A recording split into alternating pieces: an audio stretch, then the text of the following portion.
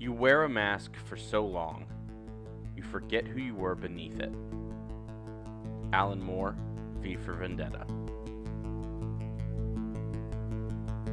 Bending Not Breaking, Season 6, Episode 5, The Metal Clan.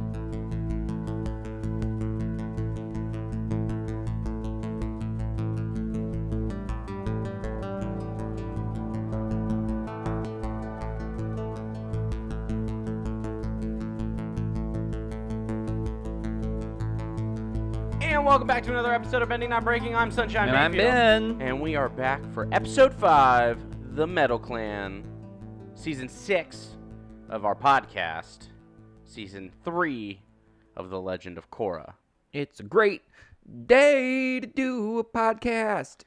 A little Travis Tritt right there for you. Oh, you Travis Tritt right there. Yeah, your southern drawl isn't typically that deep. What do you mean, deep? No, okay. Please don't do this the entire episode. I don't know. It could be fun. I don't think so. I think I hate it already, and so an hour of it would be a whole lot. Who says it has to be an hour? We can go for an hour and a half. We can go for 2 hours. Please stop. Sweet Lord, please stop. All right. The Metal Clan. The Metal Clan. Oh, my goodness. Seriously. We've got people want to hear about the episode. The Metal Clan. Yeah. I'm here for it. Let's talk about Zhao Fu.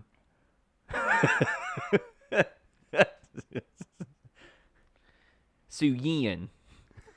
Y'all, this is going to be my last episode of Bending Not Breaking podcast. No, I'm here for a little while. All right. We are looking at the Metal Clan. Great episode. One of my favorite fight scenes takes place in this episode. Really good fight scene in this episode, for sure. It's very short and sweet, but it's a fun one. I love it. Yeah. So we'll talk more about that. But we're kind of revisiting the concept of honesty this time. Yeah, we talked about that way back in Atlas sometime. Yeah, and so honesty is going to be our lens for this episode. Honesty. And so what does that mean to you? What is honesty to you, Ben? Honesty. Because according to the Webster, it's the state of being honest. Oh, okay. That's helpful. So yeah, we always love those definitions. Honesty. The definition of honesty that I think about is the telling the truth. Sure. And I but think truth is relative, right? Well, that depends on what we're talking about. Okay. So I think honesty is, yeah, telling the truth the way that you see it. The problem is you can tell a truth lies to you honestly. Yeah, right. Right? But it's the perception that you are truth telling and sharing truth and being truthful. I think that's what honesty is. It's the value of truth. Right. So we're going to see in this episode some deception. We sure will. We will likely see maybe some self-deception in that same vein of we think we are living or acting off of feelings that we believe are true, and the feelings are true, right? And I think that's we'll see aspects also of that, but maybe the history isn't true. Like lies of omission are a form of dishonesty. It's not that you didn't tell the truth; it's that you knew the truth and you chose not to share it. Right. So that's a form of like dishonesty, I would argue. Mm-hmm. Yeah. There's a lot to kind of unpack here. Yeah. So, or moments of. I know you were kind of alluding to this earlier, right?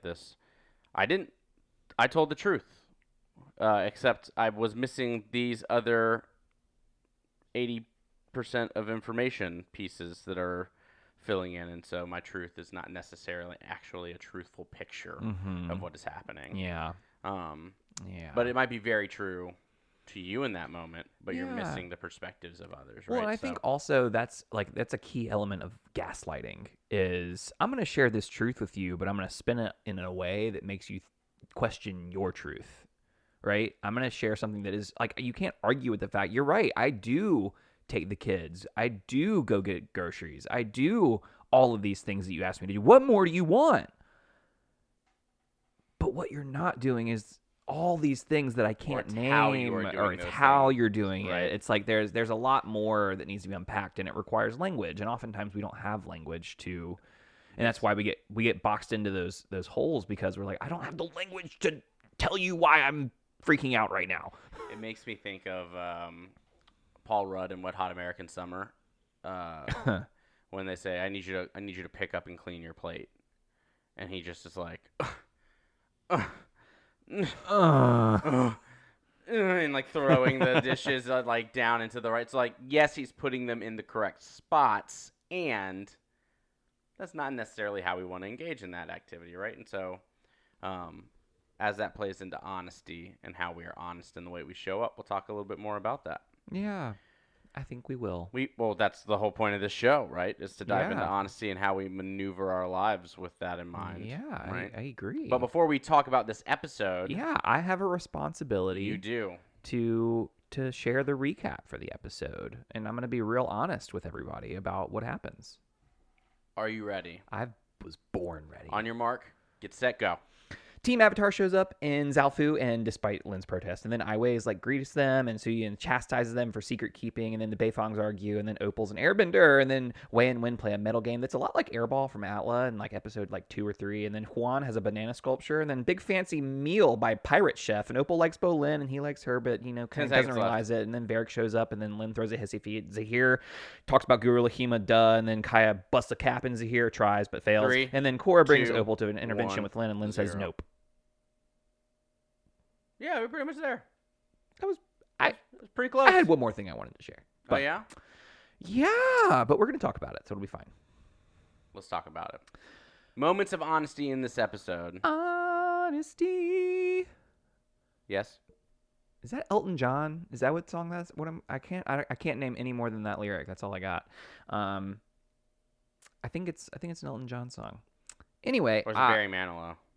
I don't listen to Barry Manilow, so I don't think it's Barry Manilow. Do you listen to Elton John often? Yeah, I love Elton John. Elton Sure, but John's you're not a my- big, like, you listen to music sometimes. Elton John Love Songs album is a 10 out of 10 perfect album. It's a lot of audiobooks for you. It's a Yeah. lot of classical for you. Uh-huh. I'll hear some James Taylor every now and then when you're cooking. I usually go to Mr. Wives or something along those lines. Rubble Bucket. But again, so or- like, not a lot of Elton. I know you like Elton John, but I have I don't know how Elton often John's entire piano songbook. Great. How often do you listen to that? I don't listen to a lot of things Great. very often, but I did. It doesn't mean just because I don't now doesn't mean I spent years investing in Elton. Oh my goodness. All right, honesty in this show. Let's start chronologically and just go straight to Aiwei. He is a truth Seer. seer. That's fun. Yeah. He's not wrong, right? Your blood does those things, and your heart does those things. Yeah, the fact I don't maybe in this universe that can be more precise, Maybe. but that is not necessarily precise. Not necessarily. In our world, I think that there are ways to bypass that, as we see Azula do, right, and with Toph. But maybe Aiwei is a little bit more of a honed skill. We don't know all the things, but that as a rule and as a skill and as someone that is in Zalfu claiming that there are no secrets in Zalfu, how do you feel about that? I'm curious. How would you like living in Zalfu with no secrets? But there are secrets. Yeah. We don't know that yet. Yeah, but there are secrets. But whose secrets? They're Aiwei's secrets. Right. Right. But If you're the only person that gets to dictate. Right. Well, he didn't what come is forth shared. and say that he was a true seer, right? So he didn't. So before we even get to Aiwei, we have this dishonesty through omission that you were referring to earlier this episode. When Lin refuses to say why she doesn't want to be there and why she doesn't want people to know she's there. Yeah. If you are asking me to lie for you, I'm going to need some reasons. Better be compelling. Right? Well, Because I don't want to be dishonest. Well, and so if you're saying, don't tell anyone I'm here, great. If you are asking me to do this, which can sometimes be outside of my value system, right? This thing can be outside of my value system. I'm going to need to know why. And there needs to be a little trust there if you are going to ask me to do this thing for you.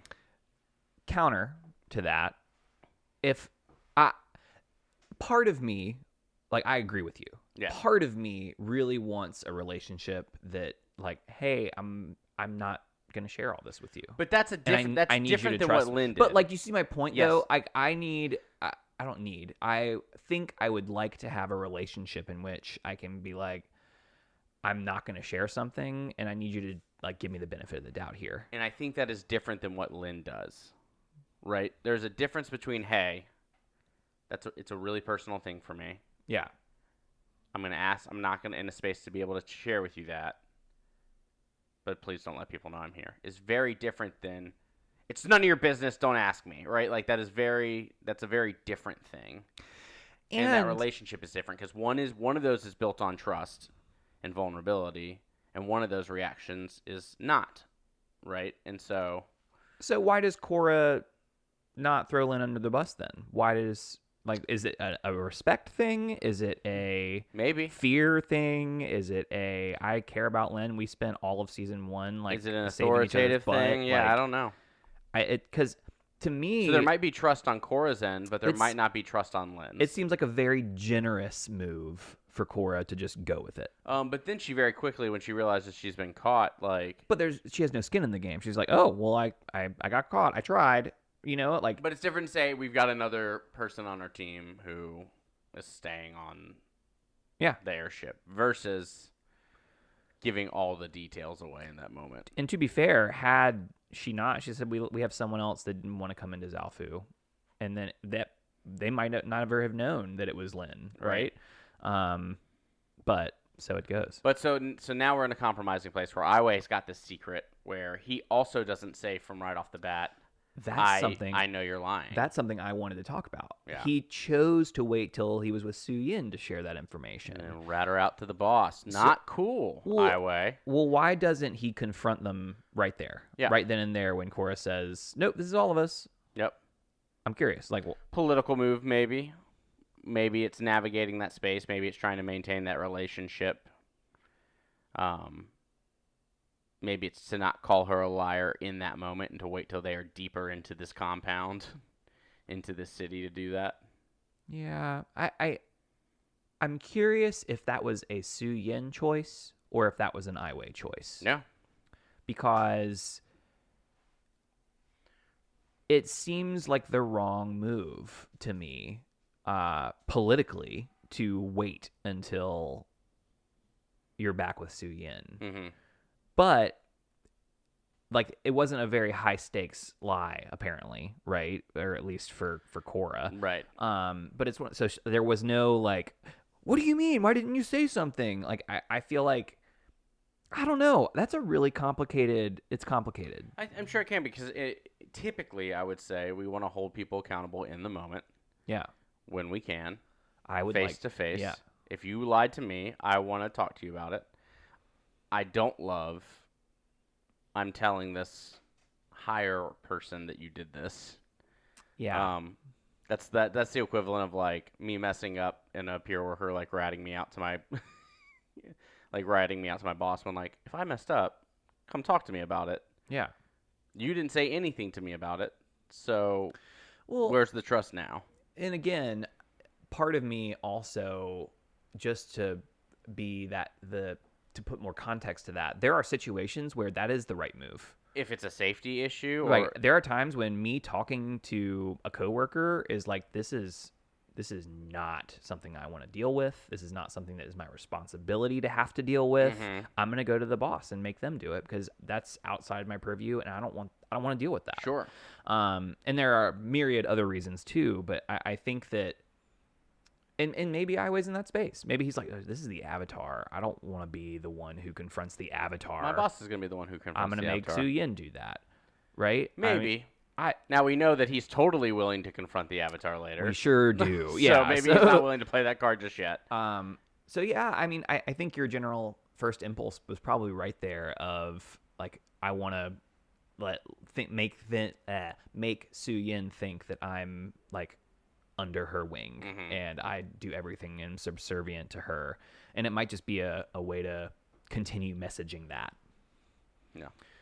Which is a form of dishonesty when you're playing that kind of game, to like, hey, I'm going to act a certain way to get you to think a certain way about me. I wonder how much dishonesty there is in that versus like, or is that an honest play that we're just biased against because we are biased towards because we like that behavior. Yeah. Does that make sense? Yeah. Yeah. I want to go back to, though, our initial conversation about, like, the initial lie that took place, though, in those moments as well, because as I'm still kind of thinking about Lynn and Korra's response, I'm thinking about in our lives when someone says, hey, I'm not going to tell you why, but I need you to do this thing. I still want to lift up the concept of, like, if that is within my value system and you are asking me to do something or not do something, that I feel it is within, like, what morally and ethically I can get behind, I'm cool with that, right? Like, I need you to go pick up a stranger from the airport, but you don't get to ask questions about anything. Okay, weird request. Totally within my value system. Like, Yeah. sure. I need you to go lie to a foreign diplomat. No, I need more information on what I'm doing in those moments, right? Like, Yeah. and so I think that that's also part of it too, is that I think for both, it is fair to say, hey, I asked you to do this thing, and I need you to not ask questions about it because I'm not ready to say it. I think it is also fair to sit there and say, that is outside of my value system, and I need you to respect that that is a very tough thing for me to do without more context. Well, and I think the difference is it's not outside Korra's value system. Currently, yeah. Right? That is something well within what we would expect from Korra. She doesn't love political figures. But I want, especially after dealing with the Earth Queen and President Raiko, last season, and so sure. Yeah. Or earlier this season. I want to go back to the original question that I posed, which is, how would you like living in a city there are, quote, no secrets? Yeah, I want privacy. Right? Like what? Yeah, I want privacy. What do we do about that? That seems scary. Yeah, and does he have to be around? Like, does he have to be around us, or because I think again, there's you have to build trust in those. To quote Meet the Parents, a circle of trust that you get to be a part of to learn more and deeply about things. So I think it depends. For me, the privacy needs to be there, and then the elements of what people know is what I choose to let them know in those moments, right? Like, because there might be things about me that I don't think are wrong, but I'm not willing to share yet, right? Yeah, and I there's an interesting question for me, I guess, coming up around like Fifth Amendment rights, for instance, which is the not implicating yourself. I plead the Fifth. And we've seen that abused and misused. And there are also things where like I don't want to answer that question. I think that me answering that question is going to cause problems for not just me, but for a lot of other people that have nothing to do with the situation we're talking about. I want to be able to irrationally vent to friends. Yeah, right? Knowing that I'm being irrational and that this is me processing like emotions and not how I might truly feel about an individual. But if I need to irrationally vent for a second, I don't need that being known by everyone. Yeah, I don't think this is a city with no secrets. I think that Iway is probably paid and utilized in a way that like all government Zafu's own personal Patriot Act. Yeah, essentially kind of a deal where if you do something wrong, you probably lose your right to privacy, and we can ask you these questions, which is I wonder Su Yin feels very progressive. More so. I'm sitting here snapping my fingers the whole episode at everything she says. Smack talking the queen and talking about I'm here people's for ability to live into what makes them passionate and happy, and you're like, Su Yin, yes. Yeah, I love that. Yes. Keep going. Let's make sure everyone's taken care for and safe, and then they can do all the things they want to do to help progress the community around them. Like, absolutely. I'm here for it. But no secrets. Yeah, it's okay. It's a little iffy for me. Yeah. So there's a little bit of an ethical quandary here. But I think we've probably sat with this enough. What's another moment of honesty? Let's talk about Zahir. The liar. Yeah. Flat out lies. I don't love. Now he's the villain of this of this arc. So yeah.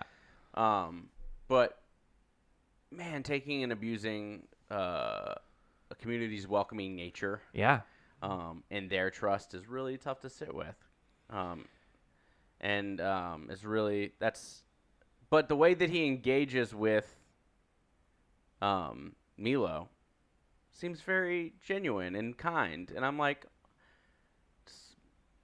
that's a nice moment to hear. Don't do that. You know it's fake. Yeah. You know it's fake. It's you know it's performance. It's exactly. But that doesn't mean it doesn't still affect Milo in a positive way. Yeah. You know what I mean? Only as good as his master, making think Milo's a good teacher. Right. Which he is not. No. Still got to learn some things. Still got to learn some things. Be the leaf. But it is so tough because how often have I unintentionally done that? And I don't know. Like, I don't know if there's been times where Milo? broken trust for someone who has let me in or I think the I difference... hope that I've never done that intentionally. And there have certainly probably been times where I've hurt people unintentionally through... I think that this is not only intentional, Very but intentional. malicious. Yes. Well, and so he's hoping Korra's there. Even then, and then he's hoping he gets to go to the Northern Air Temple, and Korra will be there. And then he's trying to figure out where Korra is. Correct. Right? So there's this whole, there is very much malicious motive here. And the fact that he can just lie to their face and get through and do these things is really kind of a big oof. In a place that is already really filled with vulnerability, you have a whole bunch of new airbenders who are in a new place, who are bad at airbending and struggling. Which is where you'd expect Zahir to be, but no. He's really good. Yeah, it's unreasonable. I don't know. Again, if you got 13 years sitting in a prison by yourself, I don't know. I think this is one of the biggest plot hole gaps for me. Yeah. In the entire show. Yeah. Korra and Atla. Fair enough. But we had a conversation at one point that seemed like, oh, that's a really great idea, but that's still it's still a gap. It's still a gap.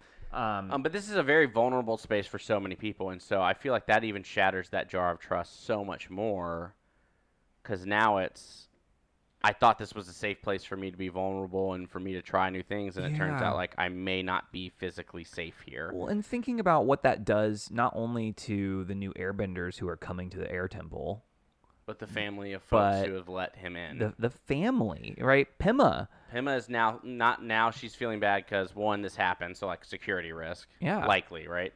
And I can't believe I almost put these other individuals in harm's way. Which I would feel a whole lot of shame and guilt around. Yeah, I mean, and it's who expects right, no blame a new for Pema, airbender right? But to come in. I assume there's a whole lot of self-blame getting put on there. I put zero blame on her. Yeah. Yeah. But I bet you there's a whole lot of self-blame that goes on to in those moments. Well, and it's the same feeling when he goes into Tenzin's study. And Iki finds him, and only Daddy goes in Daddy's study. That's really what throws Kaya for. And Kaya is like, she's like, why are you in here? Something's wrong. Something's wrong. This is where she connects the dots. Yeah. Right. So, yeah, I really struggle. There's no benefit except to Zahir when you act like that. It's literally everyone else's. It's at everyone else's expense. So, we've years ago we had a conversation that we said where dishonesty is not necessarily a bad thing in moments, right? Especially if it's you need to be dishonest for your own safety or anything like that. And so here's a moment where there is an ends that Zahir feels justified in getting to, and so he is willing to lie to get to that. How do you feel about that? How do you feel about the idea, maybe not for Zahir, but for us, if it was dishonesty enough of a barrier, is that something we shouldn't want to crack through just to get to an end goal? I'm not talking about playing like Settlers of Catan, right? I'm Well, talking about like in I life. I think that brings in the ethics of intention, means, and ends. Tell me more. And you have to have all three of those in your ethical decision making, right? What is my intent? My intent is to kill Korra. Oh, Yeah. that's not okay. The means I'm going to do it is to lie so that I can get more information and find out where she is. Also not good. Yeah. The end is that Korra dies. And the end for him, the story that he is sharing is that we are creating a oppression-free anti-government where everyone can truly be authentic and genuine, which is like, oh, that's really beautiful when you paint it the way you paint it. The problem is the intent and the means are very problematic. Right. And I think when we are talking about it, sometimes ends make it so that the means are worth it. For instance, if I'm going to save someone's life by lying, then the means of lying are worth it to save a life. To me. Yeah. It depends on what your higher priority is. And so it's a setting of priorities, it's a setting of values. Where does your honesty value, how does that align with your, whatever, abortion, right? I have to lie to get a safe abortion, right? Okay, I'm going to lie. Because that's so it's one of those things where, like, where does the value and where are the priorities in that? And I think when we're making that decision, we have to think about our intent. We have to think about the means by which we will achieve that intent, and then the end goal. Yeah. So sometimes I think it is reasonable to lie. Yep.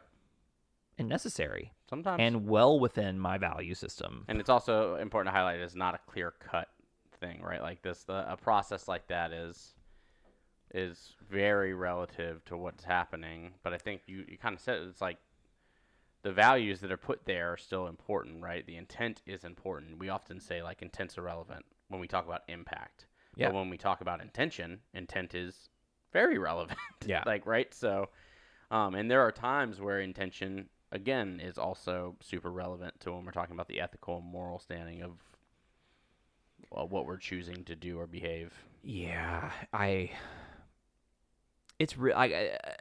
really struggle with, because a lot of the reason people like Zahir is people are looking like, oh my goodness, like this end goal that he's painting is kind of great. And those are some of the best villains we have, right? The best. Amon was the same Amon way, was same, right? Like, no, non-benders should have equity in the way that they exactly engage in this society.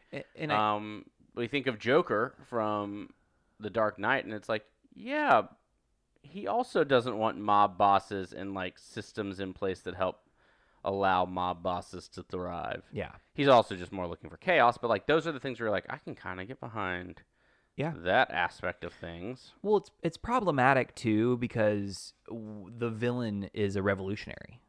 Right? We're going to talk about this more like episode 9, I think, when we get Zahir's reasoning behind the Red Lotus. But for now, when like there is a history of treating revolutionaries as villains. It happened with Martin Luther King. Mm-hmm. It happened with so many people. Well, especially when those tropes get played out in media all the time. Exactly. I immediately think back to the Falcon Winter Soldier, where you had this group of people who are sitting there saying, like, this is the world we want to live in. We want to take care of these people.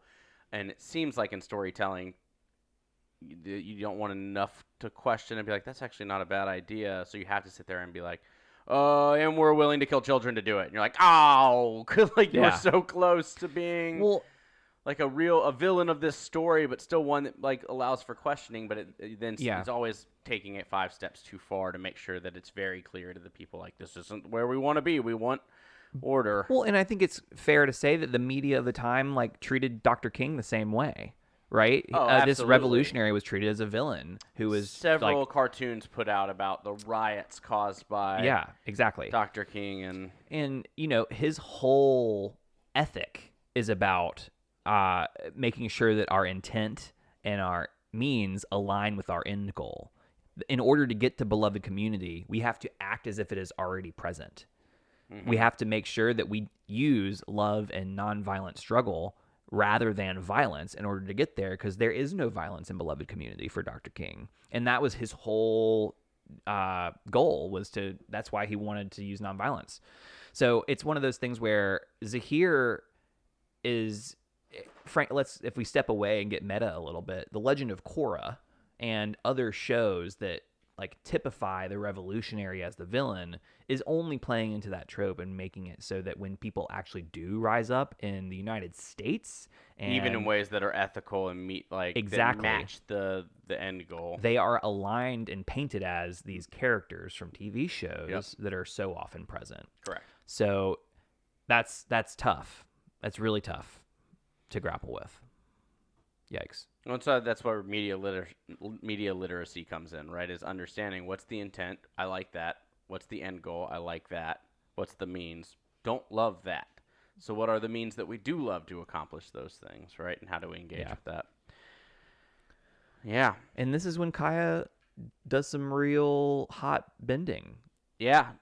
Like more of the arms, more of like the creating arms of that slam into the koi pond. Yeah. Kaya's got moves. And she goes straight up water avatar on she gets like her own like water cage and does all like there's a lot of things that Kaya does that like, oh dang, she's like a very talented waterbender. I'm here for it. I will also say this is another fight that I'm annoyed with. I love it. It's a beautiful fight. And she should not have been taken out so easily. She should absolutely have taken Zahir down. She's been sparring with Tenzin her whole life, who is like, I'm just saying. So let's arguably say 40 years of fighting. So I'm just saying. The only like thing that I can think of here is that she's just surprised by how good he is. Yeah, maybe. Underestimated him, perhaps. Yeah. I think that's a reasonable reason. Yeah. But back to honesty. Yeah, back to honesty. Let's talk a little bit about sister, right? Lin and Suyin. And let's talk a little bit about how the way that we perceive past events, the way that we perceive the behaviors of others, how that plays into honesty and how that looks like for us. Yeah, the first thing I thought of when you said that was whoever holds the problem owns the problem. Yes.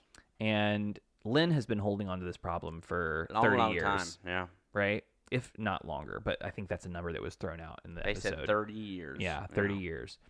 So Lin has been holding on to this problem, and Suyin says, I've tried to reach out.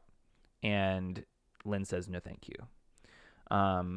So let's pause there for a second. Okay. Because I think that's a perfect place to be like, when you reached out, what did that look like?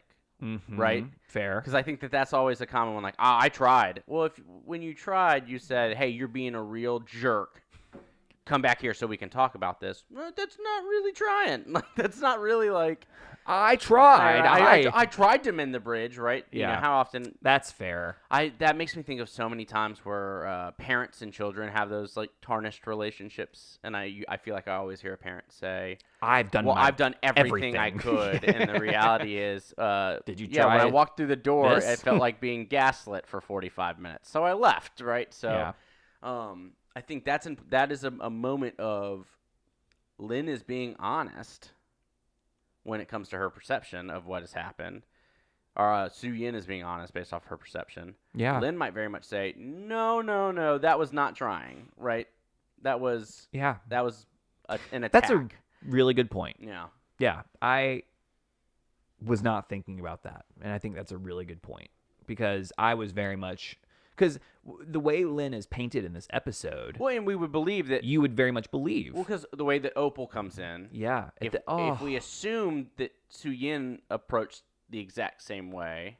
And let's be clear, the way Opal approached was incredible. I don't know if I love Korra, like... it feels like Korra's bringing her into a lion's cage in that moment. Absolutely should have prepped and asked Lin. That was not a safe place to do that. Yeah, agreed. I think that's a moment where you sit there and you say, Lin, I chatted with Opal. and she's given me permission to tell you this, she would really love to talk to you when you're ready. And so she's waiting outside. Yep. If you would like, I can either send her away or you can have her in. Like, that would have been a much better way Yep. to set the stage for that engagement 100% agree. Then, by the way, Opal's here. And Well, and it's almost like a ploy, a trick almost. Like, I'm gonna, you know what I'm gonna do? I bet Lynn's gonna soften up if I do this. There's no way she'll say no to Opal. yeah, was Opal a tool being used by Korra in that moment? I wonder if she was. Right. Which is a total bummer. Because And again, it's not very honest. Because what is the intent of the way that you're engaging in that situation? Yeah. Yeah. And I wonder if Korra set Opal up and said, "Hey, this is what I feel like Lynn is struggling. I would love for you to talk to her. I think you could probably get through to her." I bet you there's probably a couple. I bet you, if I'm giving the most generous assumption, Korra sitting and says, "I'll get Opal to get to meet her aunt. That'll be cool, and we'll fix their relationship with her mom. That'll be cool." Yeah. With the ultimate goal being like, let's get Lynn out of her funk and not let's reconnect Opal with her aunt. And I think that matters. Like, I think those are different intentions. Yeah. Yes. Yes. I think the takeaway here is use Opal's language whenever you want to go into a hard conversation, because that was awesome. Other takeaway. A lot of me statements, a lot of I feel statements. Yep. No attacking whatsoever. Just a lot of, hey, I've heard wonderful things about you, and I want to get to know you better. It was beautiful. And so I'm wondering what the trigger phrase was that made Lynn turn so quickly. Oh, I don't think it was. Or if it was just the whole thing. I think it was the shame of Yep. I'm not a good aunt. Yep. And so, or aunt. I think that's what it was. Yeah. And I think the next takeaway from, so 1, be Opal. 2, don't lure people in, or don't, if you're Korra, lure Opal into a conversation she is not prepared for. Yeah. Or the other side of it, don't blindside someone with a conversation they're not ready for. Correct. Right? Both of which can be a form of dishonesty. Tools of dishonesty. Right? Yeah. And it all depends on the conversation that Korra had that we didn't see with Opal on the way from talking to Bolin to going to Lynn's room. Well, then you know what you don't do. And I think this is a moment where I hear this phrase so often, and it is one of my least favorite phrases that people will say to defend unkind behavior. I'm so excited. I'm just being honest. No! Right? No! Because after Korra says those words, and we've heard people say something similar before, those words were cruel. You talking about the last words of the show. The last words she said. Well, the ones where she said, You're always going to be a bitter, lonely woman. Yeah. Now, one, we don't know if that's true. Like, factually, we just don't know. So you can't tell me I'm just being honest, right? But we've seen reactions similar to that of people before where it's... Well, people lash out. People are mad. People are angry. And then they're like, I was telling the truth, and I'm just trying to help them be better. And you're like, no, because you can be honest and unkind at the same time. Yeah, you can be brutal. Brutally honest. The question is always worth, am I being compassionate with the way that I'm speaking this truth right now? Yeah. And so you can state your feelings, and you can say that you're hurt. But when we lash out like that, we are doing a disservice to that relationship. Yeah, and that the same argument is made for, like, authenticity. Well, that's just my authentic self. I'm just being myself. I'm just being me. Is someone who's just unkind and snarky to people, so that's just me being me. Do better. Be better. Well, and that's because I think and when we're talking about being honest with ourselves, I think that matters. There is something about being authentic and being able to show up into a space as your authentic self. Yep. If your authentic self truly is someone who is unkind that causes harm, you should change that. Yeah. And make it not. And you can do that. Like, you should also and you can still be authentic. Want to change that. Right? You can still be authentic and get to be the things that make you unique and be kind to people. Right? That is not a deciding cornerstone of your personhood. Well, to me, I think this will pertain to honesty in the same way. I think when we choose to live into our most authentic selves, I think the question is, am I being honest with myself? Right?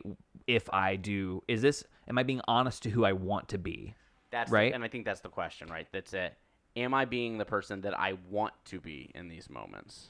Yeah, and Because you can set boundaries, you can be stern, you can do all of these things while still being compassionate and treating people with love. That doesn't mean you don't let people walk all over you. It doesn't mean that you let people be unkind to you, but you do not have to then do that back. the problem is if we perceive our personality, our selfhood, who we are as stagnant and unchangeable, then who we are cannot change, right? If we don't see ourselves as something that is fluid and we see ourselves as a stubborn rock that can't be bent, what happens is we're going to act that way. And we're not going to give ourselves permission to live into something better or live into the potential of what could be. And so I think part of addressing the honesty of who we are is reckoning with who we are at this moment, deciding and arriving at who we want to become, and realizing there's a way to get there. I think that as soon as we believe that people are stagnant and cannot change, we are going to really have a bad time and we're going to suffer. This conversation made me think of a quote from the finale of Miss Marvel. So spoilers ahead in 3. It's so 2, good. 1. The quote that the Sheik says to the boys as they're leaving hiding: just because someone treats you as their enemy, their enemy, doesn't give you the right to treat them as yours. And I love that moment. Yeah, it's a great moment. And I think that speaks to kind of like, we can be compassionate and set boundaries and do those things and want to be the person that we want to be without resorting to those types of language barriers of you're just a bitter old woman and you'll always be that way. Because those were some daggers. And it was a dagger. We see Lynn start crying. Like Lynn Yes. is crying.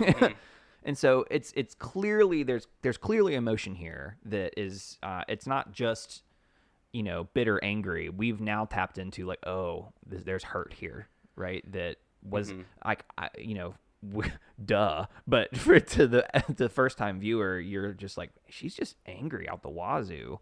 Yeah. So I think the big takeaway is what we're kind of hitting at off of this is that perception, that first draft that you're telling yourself, you might not be being honest with yourself as what's actually happening. And so rewriting that, reprocessing that, doesn't mean the first draft wasn't correct, but taking time to be aware of this truth that I am perceiving. Is that actually what's happening? And how do I move forward? Well, and I think the other thing that I was saying before that quote is that if you don't believe people can change, then you're going to believe that your authentic self is angry and bitter and honest and brutally honest. Yep. If that's the way you've acted previously. Which you might not be honest with yourself if that's the way that you're moving through. And what we see is Lynn, who is living in the past and holding on to these past hurts, thinking that people don't change, and Su Yin, who is the opposite side of that coin, saying, people change. I have a pirate that's now a brilliant chef. I have these people that are now dancers. I have people change. And to Lynn, people don't change. And I think that if we, again, who we are and how we act and the honest portrayal of self depends on the image of ourselves and the image of people. And so I wonder where that comes from, right? Does that come from their professions?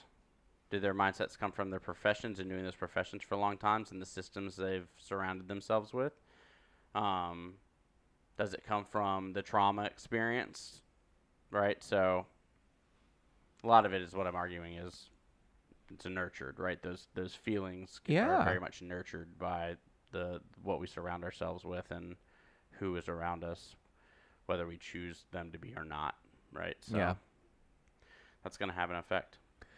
Any other big moments of honesty we want to lift up before moving forward? I want to talk about Bolin. There's a few moments with Bolin. That's a banana, right? That's that's one of them. That's Like, a banana. Well, it's because a banana, and then what is it? Huan is of course not. It's representing harmonic convergence. Duh.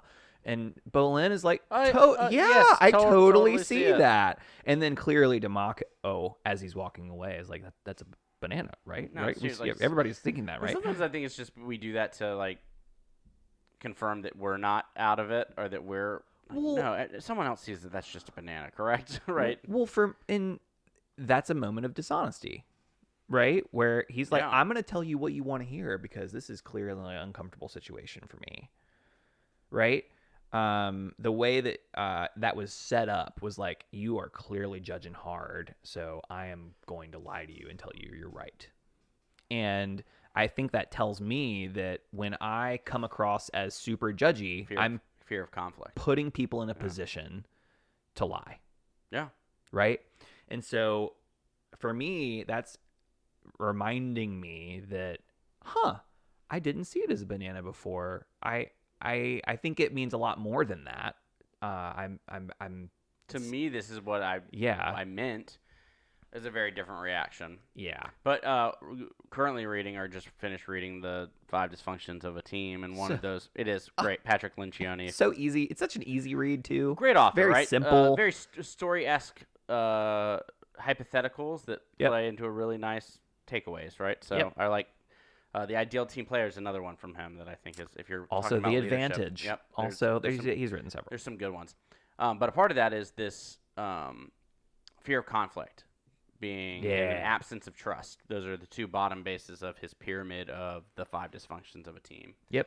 And what happens on teams that we will work on, or even in familial spaces or with friends, is if there is a absence of trust, that you will respond kindly to criticism. And if that creates a fear of conflict, then we're going to lie to avoid conflict.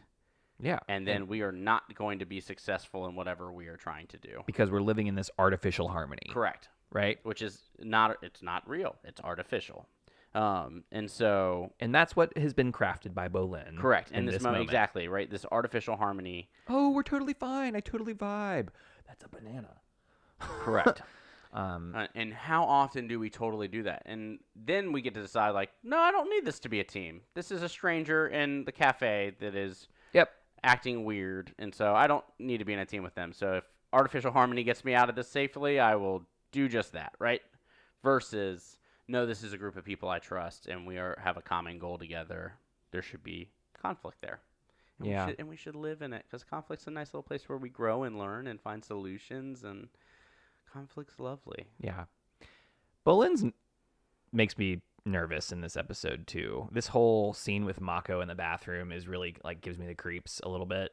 Talking about his like love life and it's Mako's like, so like Opal, I mean, she seems to be vibing you at dinner, and Bolin's like, yeah, but I'm not into her.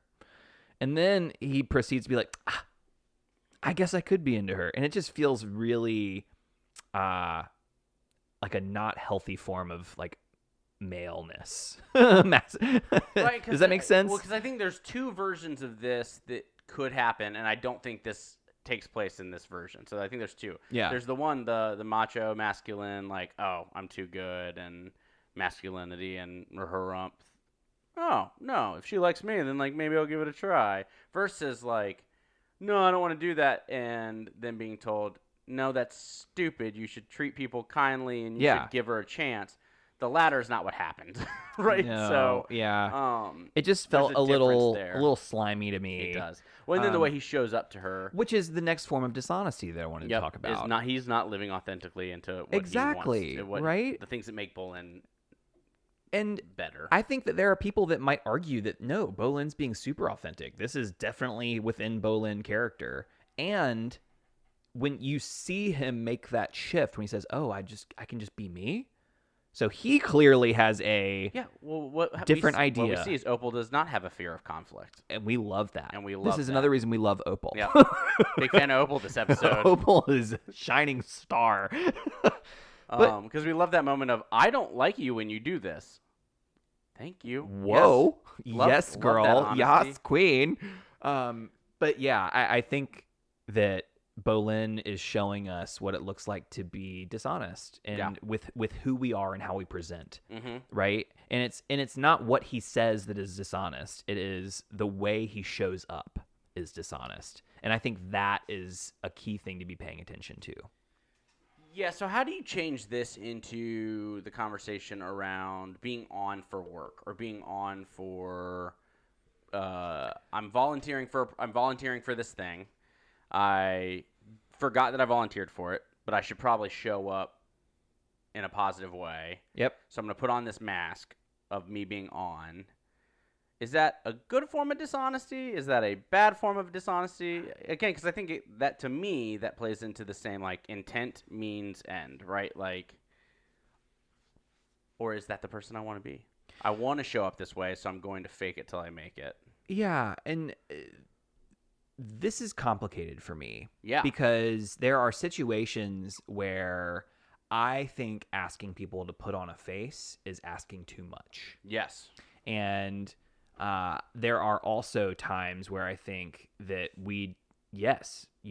you volunteered to be here. This is an expectation. You either need to leave or you need to show up and be more positive or be X, Y, or Z. For instance, if you're working with children and you are an angry pants person right now, you either need to figure out how to check that or you need to not be here.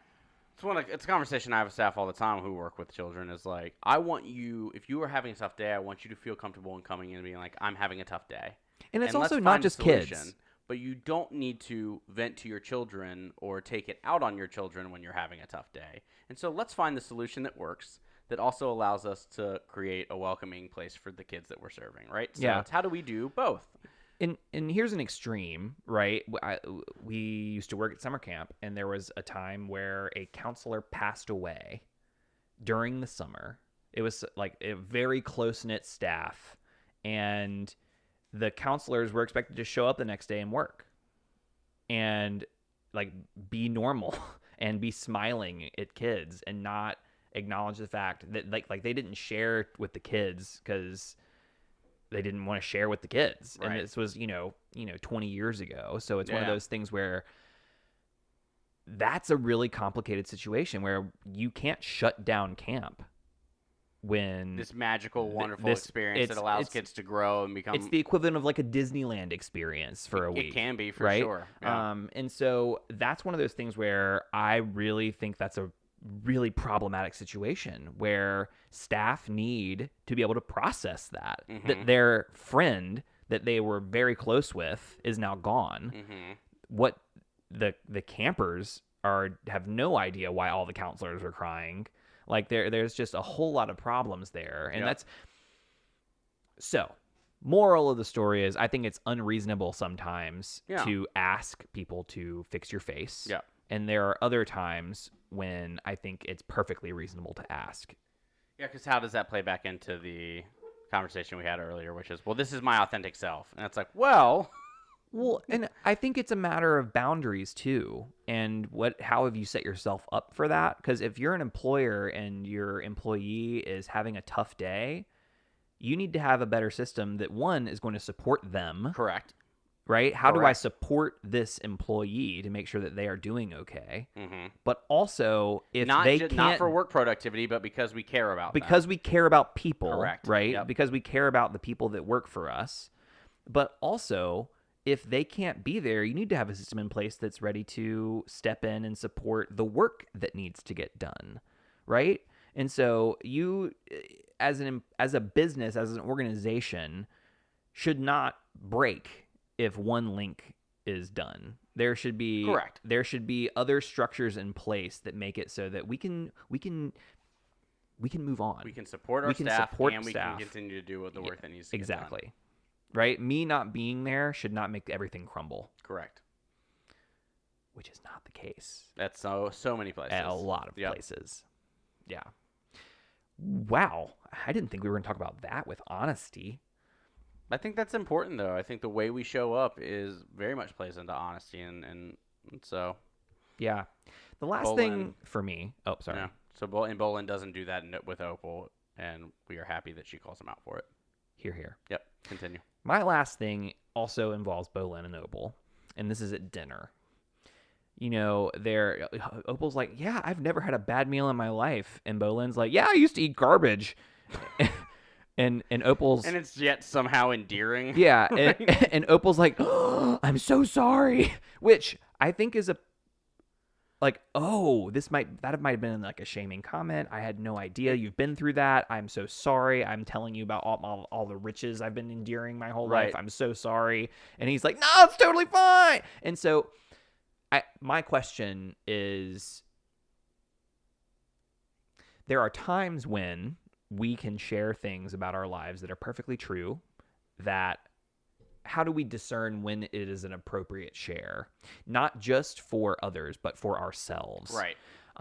And so this is a very cavalier sharing of something that is really, really not okay, right? The fact that Bolin was living on the streets, was eating garbage, that is tragic. That is not okay. And Bolin is treating it as though it is not that bad. And when to him it might not be, because it might just be the way that he grew up. yeah, right? Well, and that's true. But it's one of those things where, like, I'm curious. I'm curious. I don't know, because I think that's the term that came to my mind was floodlighting, right? Which you turn on those floodlights. It's just a massive blast of light. It is blinding. It's like a deer in so headlights. we do that emotionally, right? It's and when I just emotionally dump, and you're like, oh, okay, I'm frozen because I don't know how to respond. Well, and that's what happened to Opal, right? Opal was a deer in the headlights in that moment. And she's like, oh. And so that to me was like, oh, that's a signal to me that, like, oh, maybe that's not information I share that cavalierly or with such a blasé attitude. So I guess that's a flag for me. If I don't know. It all feels relative, right? Because what if Bolin is looking for friends and peers that doesn't floodlight? But that might be an unreasonable ask, right? So there's a lot of give and take, I think, in those situations. And I think for what it is I just always approach it with curiosity, maybe. But you're just kind of like, do you want to tell me more about that? Or is that something you want to go into? Because very much, I think he is being authentic at that moment. Like, no, it's fine. I'm doing great now. Like, things are good. So, well, I wonder how Bolin would react if someone told him, hey, like, Bolin, that is a big deal. And I want to kind of validate the fact that was a big deal. That. Yeah. Like, there are so many instances. I follow a lot of therapy things. All the therapy. There are TikToks. so many things where therapists will say, you know, my client has been saying this, and I finally asked, like, you do know that that's a big deal, right? And they're like, what? And so, people are genuinely surprised sometimes, and they didn't know they needed to hear it until they did. And I'm not saying Bolin needs to hear that, but I do wonder what would happen if someone said, Bolin, you didn't deserve that. Yeah. Right? So I just wonder. That's my thought. Yeah. I wonder. Yeah, I don't know if I have an answer for that. Well, and I think it's a question for those of us whenever we feel floodlit to, one, question why that information was shared, and not necessarily in that moment, but to be asking yourself, okay, why was that information? Why am I so blindsided by that information? Why was that information shared? And then what is an appropriate response, right? And right. I think taking the time to think after you get into that state is perfectly okay. Mm-hmm. Better to be honest than to, you know, kind of hide in the discomfort of not knowing what to say. Say, I don't be willing to get uncomfortable. I don't know what to say to that. That sounds like a lot.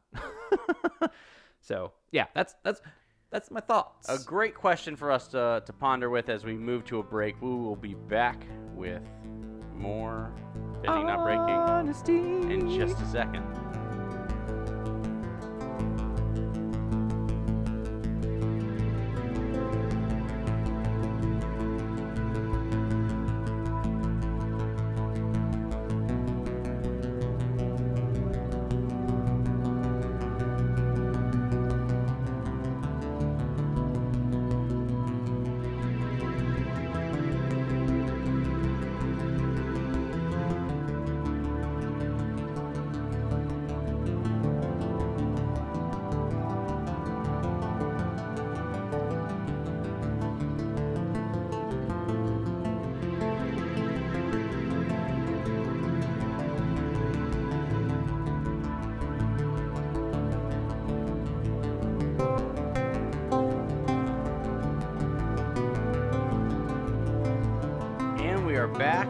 Dun-da-da. Before we jump into our tweet and law, devotion, and gratitude, just a reminder, please, if you are loving the episodes that you are listening to, be sure to like, rate, review, subscribe wherever you listen to podcasts. Follow us on all our social medias at BNB_pod. That's Instagram, Twitter, TikTok, all the places. You can also find us on Patreon at That's BNB_pod. Join us for live episodes. Yeah, we have live episodes every month. We have a lot of other cool tiers where we do personalized episodes and things along those lines as well. But one thing I do want to say is we would love to get to a point where we can pay our producer at least a living wage, and that means we need to get a little bit more patrons. So if you have been on the fence but you support people getting a living wage, this is the impetus for you to chip in and help that happen. A lot of volunteer work happening in the B&B studios. Yep. Yikes. But thank you all. And then also, if you want to give your thoughts on episodes, feel free to leave us a little voice memo at thearkofe@gmail.com. We love those. Or just write us a little email and let us know your thoughts on the show. We might read them on an episode in the future. This is absolutely correct. This is true. Tweet and law. What is pushing us and pulling us away from this episode? Pushing us away, pulling us in. I will start with the thing that is pushing me away. Yeah, I said it briefly earlier, but I really don't love the fact that Milo and Iki are put in a position to teach all of the new airbenders that come in. I think that they are not given the tools to be successful. So they were not set up for success, and I'm worried about that whole process. That's my push. Yeah, I don't love that Lynn popped Naga's ball. I thought that was a jerk move. Who does that? Who does that? I wrote that down. I can't believe we didn't talk about that. Who does that? Oh my goodness. I can't believe I forgot to mention that. Like, what monster, like, pops their dog's ball? Like, oh, God. Ugh, man. That polar bear dog was living their best life, and you just ruined it. You ruined it. God, you joy killer. Gosh. Okay, I got my rant out. Dang. I'm just expressing my emotions. Yeah. Find a better way. Wow. And what pulled you in? Oh, what pulled me in this episode? That's a great question because I had it, and now I don't have it. What pulled you in? I loved this fight between Kaya and Zahir. I like it every time I watch it. We watched it twice just before we started recording, and I was here for it both times, and it didn't get old. And it was just, there's something really cool about watching a master waterbender get after it. I was just really impressed with Kaya. I'm loving the amount of women that were in this episode. Here. Yeah, I think that pulled me in. I think that there's a lot of great characters that are now arriving, and that we're getting to see more of. And I think that's I'm here for that. Yeah, I'm here for that. I'm a big fan. I like women. Yeah, here. So that's especially women in power, right? Women in positions of power. It's nice to see a society with a matriarchy as opposed to a patriarchy. For once. In this one show. I guess we do, because of the Earth Queen too, right? Yeah, so, yeah, Korra just did really well. Yeah, she sucks, but, Korra as a series did a really good job and still could have done even better. Yeah. But this is an episode where it's really showing, so I appreciate that. Let's jump into our devotion. Through the element of fire, we're talking about honesty. We are. So what you got? Yeah, I felt like Korra pulled an Ozai and put a scar on Lynn's face with all of the fiery honesty that she had in that moment. Yeah. So don't do that. Don't be Ozai. Don't be fire Ozai. Don't do that. Do not burn people alive, right? Like, that is rude and inconsiderate. Yeah. And I think that... Yes, some would say if you are going to physically burn someone, that it is quite rude. But I would, words hurt.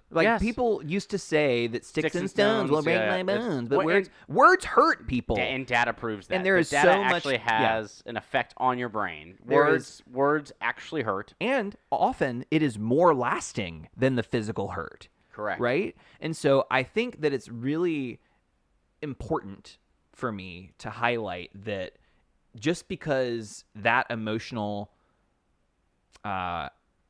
that physical fire left a scar on Zuko doesn't mean that those words aren't going to leave an emotional scar that Lynn's going to be holding for a long time, right? And so I don't want to diminish the capacity of our words and what they can do and our brutal honesty. So when I think about fire, I want to make sure that when I'm using my honesty and I'm using that fire, I want to use it in a way that I might light a fire under somebody's butt, but I'm not going to do it to where they're going to get hurt. Right. Right? I want to use it to motivate. I want to use it to tell the truth. I want it to serve and be. It's a tool that needs to get used. But I really want to be careful with it and make sure I don't burn anybody.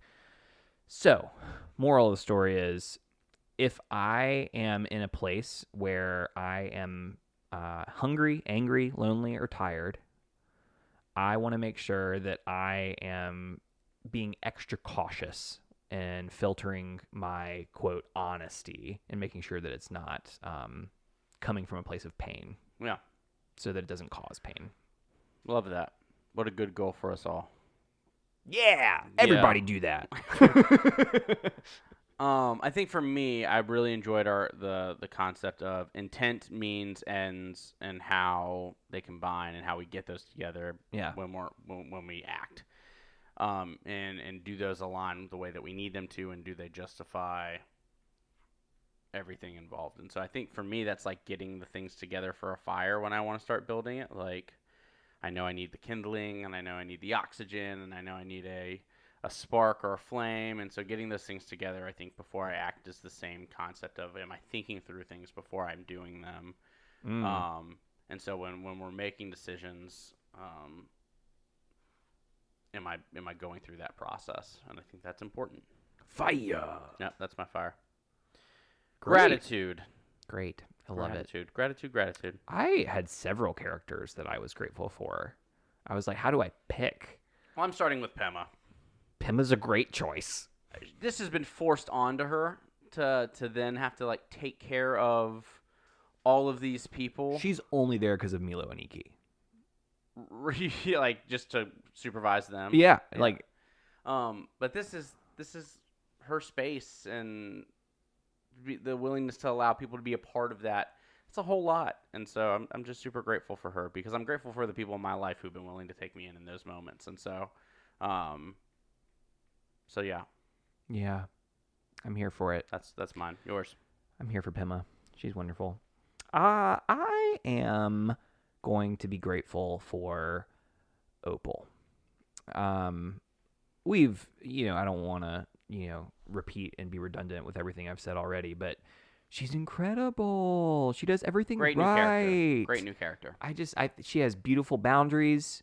She is funny. She says no to Bolin and but isn't thrown off and is malleable and willing to change and be like, hey, no, I set this boundary. The fact that, and then because I double down in those moments and nope, we're done. No. And but she is very no, I'm going to set this boundary, and if you stick to that, then we're going to be fine. And sometimes that just lasts longer for me, and I just admire that in Opal. I love the fact that she just is super great at dinner. She's very charming. I think that she is a gifted airbender and is really nice to Korra. I could go on and on and on. Opal's the best.